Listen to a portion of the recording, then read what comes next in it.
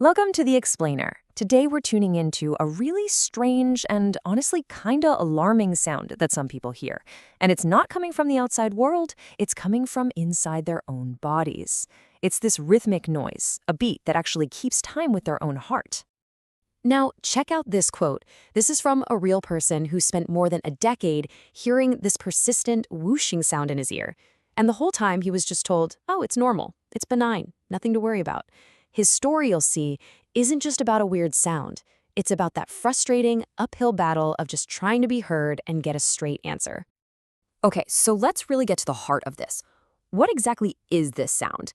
And what makes it so different from that common ringing in the ears that, a lot of us have probably experienced at some point? Well, the biggest difference here is all about rhythm. Common tinnitus, right? That's that steady, high-pitched ringing or buzzing. But pulsatile tinnitus, that is something else entirely. It's a whoosh, a thump, a swoosh that keeps perfect time with your pulse. It's not just some random noise. It's your own heartbeat, literally playing out loud in your ear. And what's really wild is that sometimes a doctor can actually hear it too. So what's happening here is you're essentially hearing your own circulatory system in action. Think about it. Normally, blood flows smooth. It's silent. But if something causes that flow to get a little turbulent, kind of like a smooth river hitting some rocks, especially near the delicate parts of your ear, well, you can start to hear it. And hearing that internal noise 24/7 can be incredibly distracting and, yeah, pretty concerning.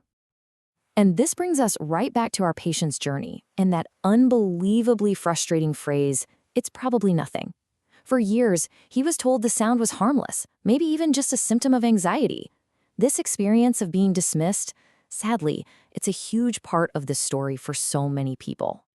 And get this, his symptoms went way beyond just the whooshing sound. He was dealing with things like vertigo and brain fog. He finally managed to get a specialized scan of his blood vessels, a CTA, only to be told the results were completely normal. I mean, can you imagine? It's a dead end that far too many patients hit. But here's the statistic that completely flips the script. Despite all those dismissals, studies show that in over 70% of cases, there is an underlying and often treatable cause. So this isn't some phantom noise. It's a real symptom pointing to a real medical issue that can and should be investigated.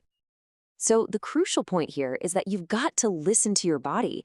These symptoms, they act as important clues that something more is going on. Your body is trying to tell you something.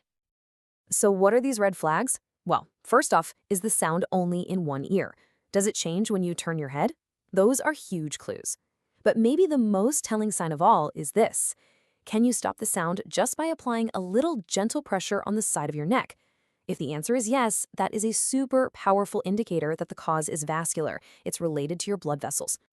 Okay, so if we know it's not nothing, how in the world do doctors actually hunt for the cause? Well, the diagnostic process is really like a form of medical detective work. Right, how do you find the real cause? It's not about one single test that gives you the magic answer. Nope, it's a systematic investigation, a journey that combines the patient's own story with the power of modern medical tools.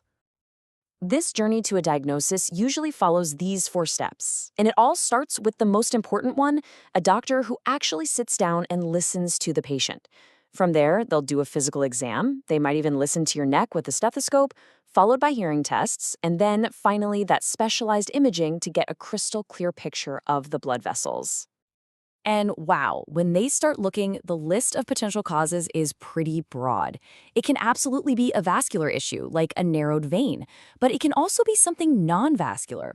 For example, in cases of anemia, you don't have enough red blood cells, so your heart has to pump faster and harder to get oxygen everywhere. And that turbulent, high-output blood flow, you can literally hear it. So, let's circle back to our patient's story.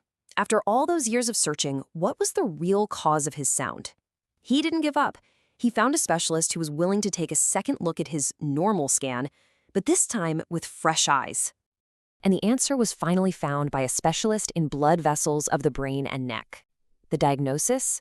A narrowing of the major veins in his neck was causing blood to basically get stuck in a traffic jam.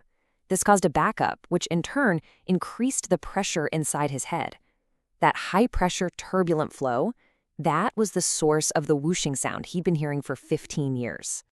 This condition is known as intracranial hypertension, or IIH. It's sometimes called pseudotumor cerebri, which sounds scary, I know, but it just means it can mimic the symptoms of a brain tumor, like headaches and vision problems, without one actually being there.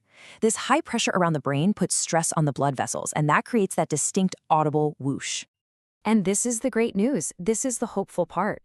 Once the cause is actually identified, there are clear paths to treatment. It might be as straightforward as treating anemia with iron supplements. For IIH, medication or lifestyle changes can often resolve it. And for a narrowed vein, like in our patient's case, a tiny little stent can be placed to open it up, often providing a complete and immediate cure. The sound just stops. So, what does this all boil down to? I think the biggest takeaway here is the power of persistence. A symptom that is so easy for someone to dismiss can be your body sending out a vital clue about your health.